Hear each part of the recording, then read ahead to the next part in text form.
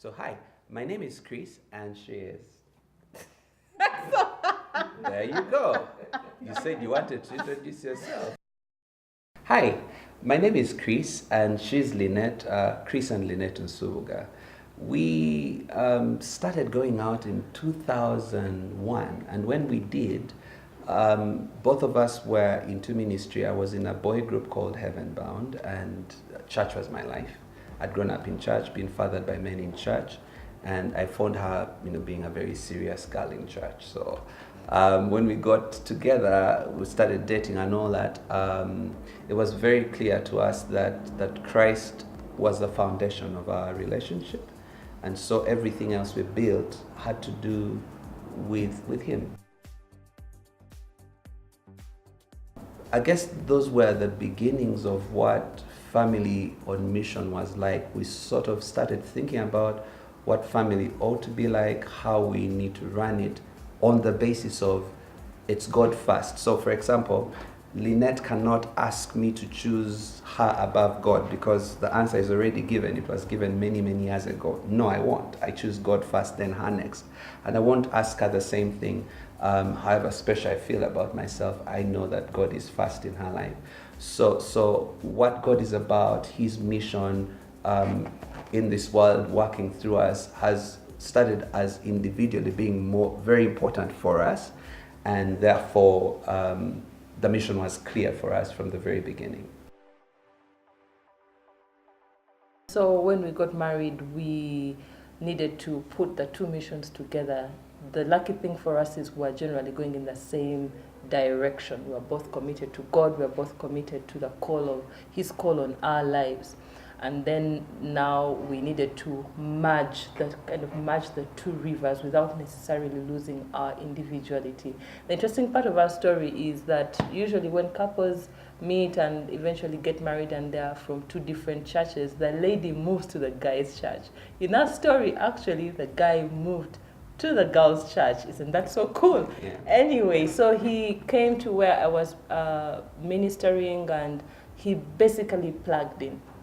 And so eventually when the children came, it was a very natural thing for us to carry our little people like handbags everywhere we went, and it has continued to be like that.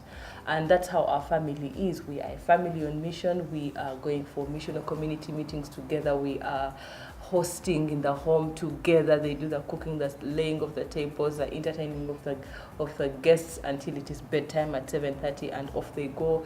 We are all on the music team. Lemuel is playing instruments. Sinza is leading, participating in the singing soprano.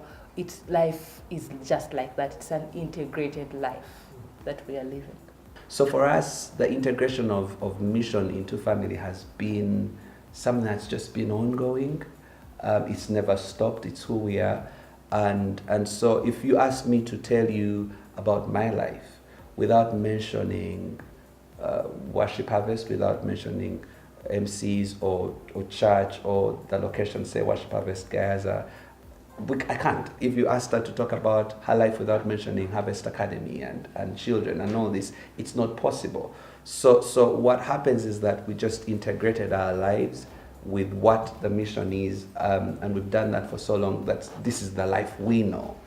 And there's also been some benefits. I'm sure that Lynette has got an angle, she says. But for me as a father, it's been very important for me to really know my kids. I can tell you for certain who Lemuel is and who Sinza is. In terms of personalities, the things they do well and things they don't. If you came and said, Lemmy did this and it's not a good thing, there are things I'll say, yeah, that sounds like him. And things I'll say, absolutely not, because I know him, and the same for Sinza. So I think that's been one of the benefits of being family on mission, in the sense that you know your kids.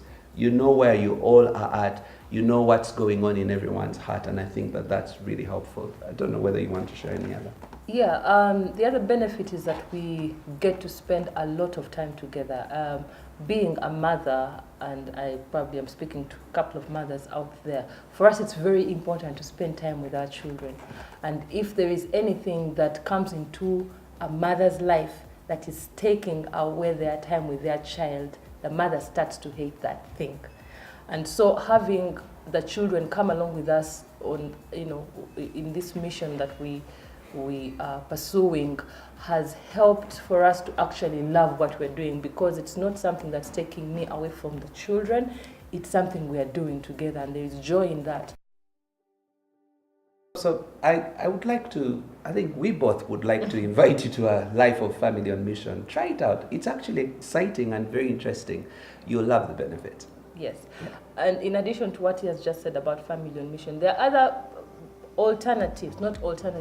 other ways people choose to live life. It's either family and mission, or family or mission.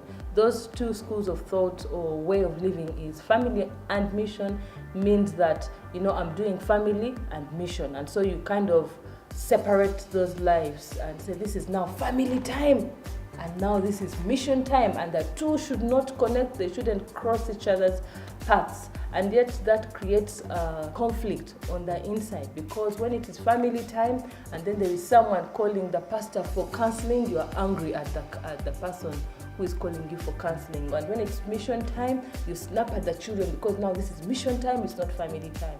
That's not a healthy lifestyle. Family or mission is where people choose to either go for, be a family man, be a family woman. We are not going to do this mission thing because it's going to take us off family, or we are going to be totally committed to mission, and then the family misses out. That's also not a healthy lifestyle. So what we are inviting you to, what Chris and I are inviting you to, is to live a life of family on mission. And yes, we are location pastors, and the examples we're giving are more to do with the life of a church minister. But this goes for what is your family like? Are you businessmen and women? Are you a person who is in the corporate world? When I think about the Indians, their children will go to school, then after school, do you know why they go? They go to the shop. The children are involved in the family mission.